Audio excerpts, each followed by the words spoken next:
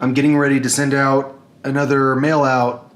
And so if you're a congressperson that does not receive my letter by the end of the week, then it's because you were censored or I was censored. My understanding is that what's happened is that, or my guess is that what's happened is that they have a judge who has said that my letters are not allowed to go through because my letters say classified information like the name of Eric, who, okay, so when I got arrested and I was in jail, the FBI came in and talked to me with this detective.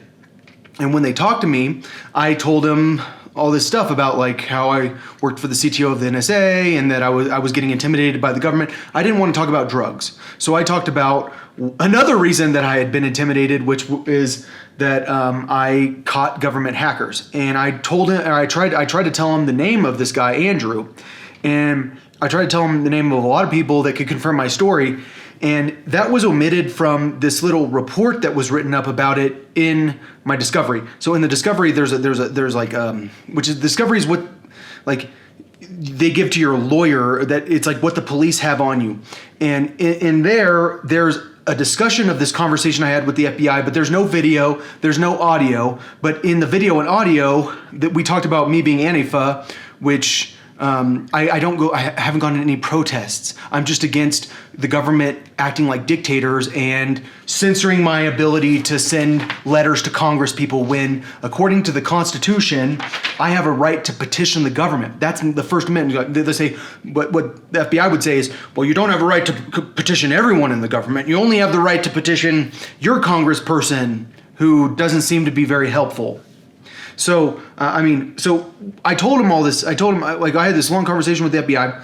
I can't get the audio of it. It disappeared. I was in jail. The video and the audio disappears. And in that video and audio, I talked to him about this guy, Andrew, who was my coding partner that worked for the NSA. And that part disappeared. And let's face it, when I was trying to tell another police officer about this stuff, I was getting threatened. Like this police officer repeatedly threatened to hurt me over and over again. He's like, we're not out there anymore. In here, I can do anything I want to you. He was talking about in the jail because he didn't want me to tell him the name of my boss. And then when I talked to this psychiatrist about me being competent, because he's trying to assess my competency, which isn't my sanity. He's trying to determine whether or not I understand my legal situation. I can't imagine I'm going to get declared incompetent.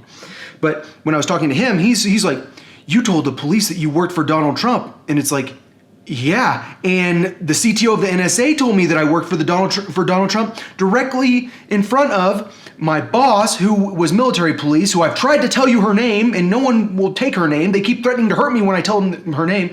And this guy, Andrew, who is a malware expert. And I have his email address. And I'm trying to give you guys that information. No one wants that information, but then they're saying I'm mentally insane. But then they won't accept the names of people that will confirm that I'm sane. So it's kind of like when I was getting arrested and this police officer laughed at me because I didn't make enough money when I was working for the CTO of the NSA. He's like, oh yeah, how much did you make? How much money did they pay you?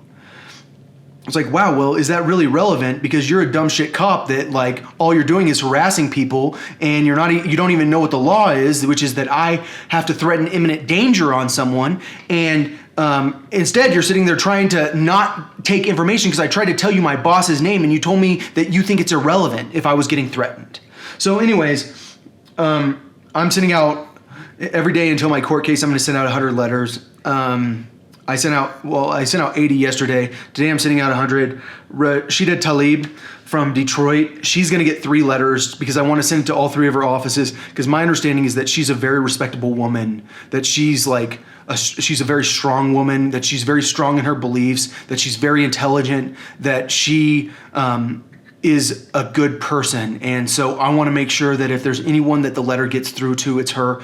I'm going to really work at sending it from a lot of mailboxes today. Sometimes I send it out from like 2 mailboxes. Sometimes I send it out from 1 mailbox. And then today I'm going to send it out from probably 8 to 10 mailboxes. because I want to make sure it's difficult for them to censor. I want to make sure it's difficult for them to get a hold of these letters, because I want to make sure that at least one of those letters get through to Congresswoman Tlaib. So yeah, that's what I'm doing right now. Been watching Ragnar. You know, I think that they're acting like he's friends with King. He was friends with King Egbert. He thought that King Egbert was a pathetic person. Like, he thought that he was superior, and so he kind of pitied King Egbert and the people of Wessex who had to fight his army, because he viewed himself as that much stronger than way stronger than them militarily. I mean, I feel like a lot of that show is about, it's based on assumptions that people make about Vikings, but if you've ever been to Norway, or if you've ever met Norwegians, like I know a bunch of Norwegians, they don't have that crazy look. Norwegians are like very, like they stand up straight, and they're very like respectable people. Like, I mean, they tend to be well spoken. They tend to speak multiple languages. Like, almost everyone in Norway speaks more than one language. They're very good at business. They're very good looking. I remember I was having dinner with a bunch of people from Norway, and I looked at them and I was like, why are you guys so freaking good looking? I was like, this is weird. Like, and then this guy told me, oh, it's because our ancestors used to take all the most beautiful slaves, and there were so many sex slaves that and that we all became very good looking because we took very good looking sex slaves. That's what he told me, you know, because they were Vikings. Anyways, yeah. So that's what's going on today. I hope you guys are having a good day. Hi, Taylor.